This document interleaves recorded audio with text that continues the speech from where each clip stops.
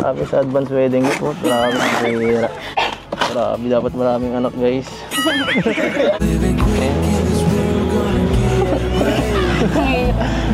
Kayo din po.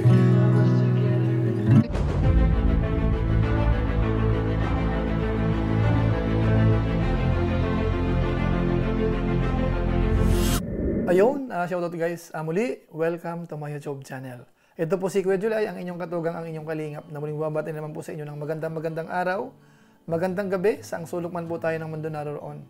At sa araw na ito, meron tayong panibagong vlog. Gagawan po natin ng reaction video, yung vlog po ni Kalingap Rab kay Beyonce at saka po kay Eds, yung part 46, na kung saan, ang dami hong highlights po dito. So, pag-uusapan ho natin, pipili ho tayo ng ilan dun sa mga napansin po natin dito. At sigurado, marami naman pong kikiligin. Lalo ho yung part na parang nanggigigil po si Eds kay Beyonce. Gandang-ganda po siya, no? Hinahawak-hawakan pa po yung, yung pisngi niya, pinipisil-pisil. Tapos yung patungkol po dun sa birthday, yung binanggit ni Beyonce ho doon. Pilit hong, nire-recall ho ni Eds dito. Tapos yung usapan, mukhang nasisingit-singit ho, yung patungkol sa kasal. So pag-usapan nga po natin yan maya-maya ng konti. Pero bago po yun, siyempre paalala muna si Kuya July. Baka sakaling meron na po ditong hindi nakasubscribe sa ating YouTube channel, huwag natin kalimutan, July Paunil. Tapos pakipindot lang po yung notification bell button para lagi po tayong updated sa aking mga video upload. So maraming salamat po sa inyo. Tapos yung ating Facebook page po, sana ho masuportahan din po natin. July Paunil 2.0, paki-like po yan, tapos paki-follow. So maraming salamat po sa inyo. Tapos sina Kuya Bal Santos Matubang, Kalingap Rab, Ate Edna Vlogs, Ruel of Malalag, at saka po Jabber Sniper, suportahan din po natin. Kasama ho yung mga kaibigan nating reactors, charity vloggers, K-boys, at saka ho lahat ng Lingap partners. Maraming salamat po sa inyong lahat. Ngayon tuloy na po tayo. Pag-usapan na po natin ito hong patungkol sa part 46, vlog po ni Kalingap Rab dito ho sa EDC. Na kung saan ho napakarami hong highlights, gaya po ng binanggit ko po kanina. Sa pagkakataong ito, kukuha po tayo ng ilan. Siguro yung hindi natin mababanggit ngayon, sa ibang pagkakataon natin itutuloy para ho hindi masyadong humaba. Pero ang gusto ko pong i-highlight ngayon muna ay yung patungkol po sa pakilig siyempre. Dahil inoobserbahan ho natin itong dalawa, mula pa po nung nag-birthday, may mga sikreto na noon lang po inihayag. Tapos obserbahan natin kung ano ho yung pinaka-continuation po noon, mga kabayan natin.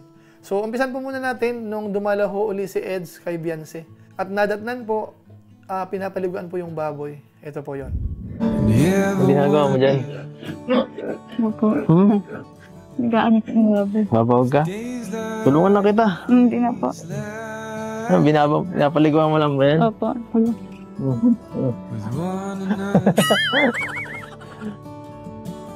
Okay. Naalis lang po yung tae. Yeah. Tapo na kaya natin itong buong planggana. Hindi po yung nalilin. Sige na. Oh. Ano sa po kayo dyan? Makangangamoy baboy po kayo. Ikaw nga, di nahiya eh. Okay lang yan. So ayun mga kabayan po natin, ang gusto ko pong i-highlight po dyan, si Beyonce ho, kahit ganyan na ho yung mga biyayang natatanggap, marunong pa rin po magpaligo ho ng baboy. Meaning, hindi pa po siya nagbabago. Ngayon, isunod po natin yung patungkol po muna sa singsing. Dahil nung una ho, parang hinanap po ni Eds, at akala ko nga rin po, hindi ho suot ni Beyonce. Yan ho pala ay suot naman. Ito, panoorin po muna natin. Siya nga pala, di ko nakakita yung ano mo Hindi ko nakikita yung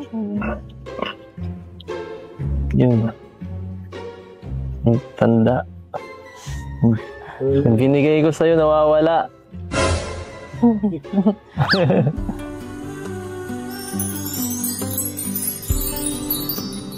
Ay, grabe. Kala ko wala. Tatampo sana ako ng konti. Ha? Hindi ko po ito mawala eh. Hindi mo mawala. Baka isang buwan lang, wala na yan, ha? Buti kung ganun. Ganda, oh. Hindi ko po ito inuhubad. Hindi mo inubad? Hindi. Para hindi pa mawala. Kasi makakalimutin pa ako. Kaya nga, eh. Pag inubad mo, baka sunod, wala na yan. Alam ko na yun, eh. Wala na po yung tanda. Ito. Ganda. Ganda. So ayun po, napansin po natin yun, yung sinabi po ni Beyonce. Hindi niya raw po wawalain. Kasi alam naman po natin na base sa binanggit po ni Eds dati, na yun po ay tanda. Kaya marapat lamang ho na hindi yan mawala. Kung po pwede nga, huwag nang hubarin ang mga kababayan natin para sigurado po tayo. Ngayon, sunod na po natin, dahil related po dyan, yung usapan po nila, dito po parang pinipilit ni Eds na i-recall ho yung binanggit ni Biancy nung birthday. Di ba, alam naman po natin na yung matagalang sikreto, binanggit po ni Biancy po doon. Yung crush na si Eds, noon pa man. Dito ho, parang pinipilit po ni Eds na banggitin po uli yun. Panoorin po natin. Yung ano? Yung speech mo, ha? Ano yun? Nagsasabi mo doon, ha? Wala na po ako maalala dun. Totoo ba yun o nag-i-illusion lang ako nung narinig ko yun? Ewan ko. Hindi ko alam kasi kung gising pa ako nun eh. Ay. Hindi niyo po pala yung nakakalimutan. Ha? Hindi ko makakalimutan. Siyempre nakakagulat eh. Tapos doon pa sinabi. Ang lakas ng loob mo. Lakas ng loob mo talaga. Nung ka pa talaga. Pero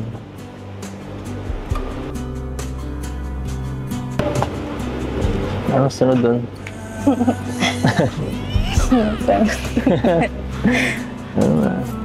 So yan po, medyo po umiiwas po si Biancy doon sa bagay na yon. At nangbibiro nga siya na parang nakalimutan na raw po ano. Pero ang gusto ko pong ipapansin po dito, merong gustong i-drive po dito si Eds. Sinasabi niya dito mga kabayan natin kung ano na ang kasunod. Meaning, kung sakali man pong umamin si Biancy doon sa sekreto na yon, siyempre ho, merong kasunod po yun na parang gusto po ni Eds na ano po, sabihin siguro ni Biancy. Kaso nga lang po, wala po tayong narinig kung ano nga ba ang kasunod. Siguro ho, aabangan na lang po natin sa mga susunod na episode. Ngayon, bago po natin isunod, yung sabi ko kanina na parang medyo nanggigil po si Eds kay Biancy doon sa ganda niya. Isingit ko lang po muna kasi ang dami hong natanggap ni Biancy ho dito na ano naman po, package, ano? So maraming mga gamit na binubuksan ni na Eds. At dito ho may napansin po tayo, doon po sa ilang regalo na binubuksan po nila, na isisingit ho ni Eds yung patungkol po sa parang kasal na. Parang regalo sa kasal. Ito, panoorin po natin. Daw. Grabe, pang mayaman to ah. Marunong ko ba gumamit ng mga kutsarang to? Di ba may mga ano to eh. Pang mayaman, baga may iba-ibang ano yan. Paggagamitan sa laki. You know, gamitin mo na lang to sa kabilang bahay natin. Sayang dito eh.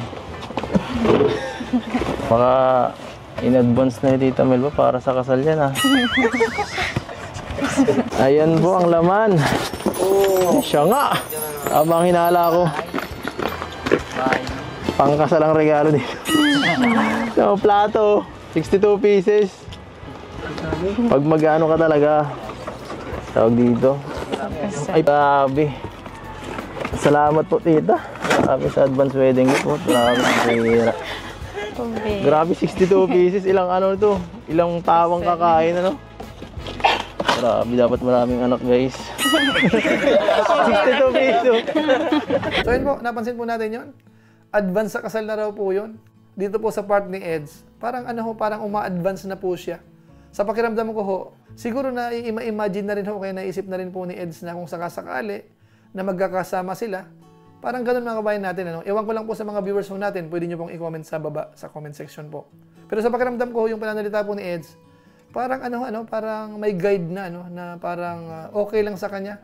Yung tipong po pwede po silang magsama sa hinaharap. At yun naman po ay sasagutin po yan sa mga darating na pagkakataon. Siguro sa mga darating na vlog, baka sakaling nandoon po ang kasagutan. Ngayon puntahan na po natin yung pinaka-highlight po natin. Isa sa pinaka-highlight natin. Dahil dito po napansin natin, talagang umiiral po dito yung yung parang nagagandahan po si Eds kay Biancy. Kasi nga ho, nag-umpisa po dun sa usapang baka hindi kumakain, nung minipis na yung pisngi. Pero may part po dito na talagang hindi natiis ni Eds, pinisil niya po yung pisngi. Panoorin natin. Mamaya na lang po. Pambihira. Nagpapagutom kang masyado. Kaya minipis yung pisngi mo eh. Maliit nga. Pumapayat ka nga. Diskit ko na lang po laging natin yung nagdidiskitahan niya. Nako. Kaya nga. Patingin niya.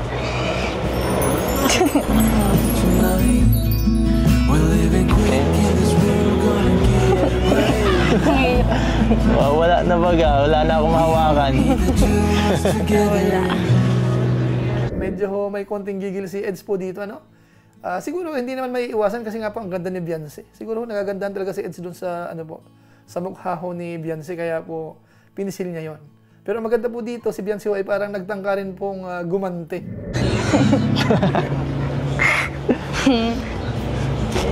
Kayo nga din po.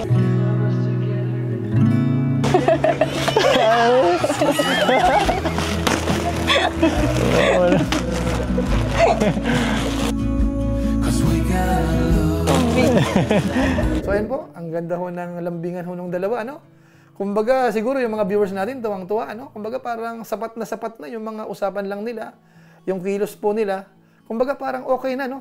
Pwede na tayo magpaalam muna siguro pansamantala dahil sa mga napanood po natin. Pero siyempre ho, hindi muna kasi meron pa po tayong ibang highlights pa po. Siguro ho, i-didiretso na lang po natin. Umpisan po natin doon sa doon sa nagyayaya po si Eds na dapat daw po sumama muna sa kanila. Tapos parang nagpapapilit po si Beyonce. Ito panoorin po natin. Sama ka muna sa amin. Yan. Ayaw ko. Huh? Ay, grabe naman ito. Sama Pilitin mo doon. muna ako. Sige na, please. Sige na. Sabado naman bukas eh. Okay lang yan. Alam mo, bilis lang naman kasi pag mabisita dito. Yes. Walang oras lang. Kulang na kulang para sa akin yan. Siyempre, gusto pa kita makasama. Pwede naman kita ipaalam kala mama mo. Kala mami. Saka, gustahan mo naman ako dun. Lagi na lang ako dito pumupunta. Tagal mo nang di natutulog dun kala Joe. Marami pa po kasi ginagawa dito sa bahay. Lalo na po may baby. Baby. Okay. Baka hindi ako pwede po ngayon. Bakit naman? Katapos po nito, din pa ako puntang Pambuan kasi may gagawin po kami mga kaklase. Nakakalang mo lang. Paano pagkatapos nun? Pwede ka na. Gusto mo, sabi ka lang sa akin. Sundin kita dito. Ha? Hindi po, kasi gabi na yun. Walang gabi. Yung gabi. Walang... Kahit ano pa yan. Kahit pa anong oras. Kahit alas 12. Kung gusto mo. Hindi naman kita. Basta ikaw. Diba? Hayaan niyo po sa susunod pag may time. Susunod. Kailan kaya yung time na yan? Babawi po ako sa inyo. Kasi kayo na lang po lagi yung nang pupunta dito. Totoo yan. Hindi ka na naman sigurado. Ano ba yan? Pang-bihira. Pinagdulo ko mo ako dito eh. Hindi ako busy po. So, surprisein din po kita. Yan ang ginagawa. So yan po, grabe ho ang offer po ni Eds po dito. Kahit daw po sunduin, anumang oras, pwedeng-pwede. Kaso nga lang po si Beyonce ho talaga ay maraming naka-schedule na dapat gawin. Kaya siguro maintindihan natin. Pero ang maganda po rito, nangako po si Beyonce na babawi sa sunod. At mukhang isusurpresa po si Eds po mga kababayan po natin. So yun po ang aabangan po natin sa mga susunod na vlog, sa mga susunod na pakilig po dito po sa vlog ni Kalinga Prab. Ngayon, pasadahan ho natin sandali. Ito hong yung pinaka-ending ho nung usapan po nila. Yung nagpapaalam. Panoorin po muna natin ito. Babasa ka na. Paalam. Sandali. Babay. Ingat po kayo. Nagipid. Babay. Happy ko na po. Atid mo ako? Tara. Tuwa mo ako. Samaan mo. Nagipid. Bye. Nagipid. Natang. Bye-bye. Bye-bye. Nakakalungkot na agad. Nakakalungkot na agad. Nagipid. Sige na. Bye-bye na. Sa lahat nito na po kayo. Ha? Atin na. Para hindi niyo miss. Para di ma-miss. Opo. Paano yan? Na-miss na agad kita. Gusto ko lagi. Nakikita. Para di kita ma-miss, samahan mo na lang ako. Hindi po pwede. Ay. So yan po mga kabayan po natin, parang ang hirap po nung paghihiwalay ng dalawa. Matagal na usapan. At saka po parang may hinihintay pareho. Sa pakiramdam ko ho, yung pamamaalam, para bang nakikiramdam kung po pwede bang parang embrace muna, parang hug muna. Kaso nga lang ho, hindi nagkaroon ho ng magandang pagkakataon. Kumbaga yung timing hindi nakisama masyado. Kaya nagpaalam po muna o kaya naghiwalay po muna sila ng parang normal lang po.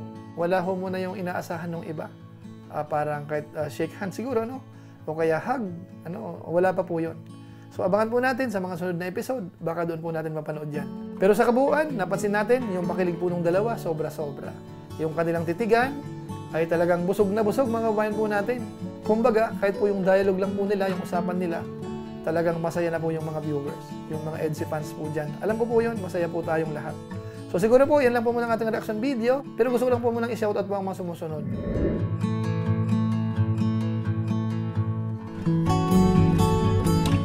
Tapos maraming salamat din po sa ating mga kasaman sa COOS, Kalinga po FW Organic Sponsors, sa inyo pong patuloy na pagsuporta po sa mga babae program ni na Kuya Bal Santos Matubang, at saka po ni Kalinga Proud. Maraming salamat po sa inyo. Tapos maraming salamat din po sa ating mga viewers, lagi pong nanonood sa ating Facebook page, sa ating YouTube channel, masipag mag-share, lagi pong nagla-like. At kung inyo po itong nagustuhan, pwede po nating i-share. So maraming salamat po sa inyo. So muli, ito po si Kuya July, ang inyong katugang, ang inyong kalingap, na pansamantalang nagpapaalam po muna. Kita-kita ulit tayo sa mga susunod ko pang vlog. Maraming salamat sa inyong walang sawang pagsuporta po sa ating YouTube channel. Pagpalain naman ng Diyos, mabuhay tayong lahat. God bless! Bye-bye!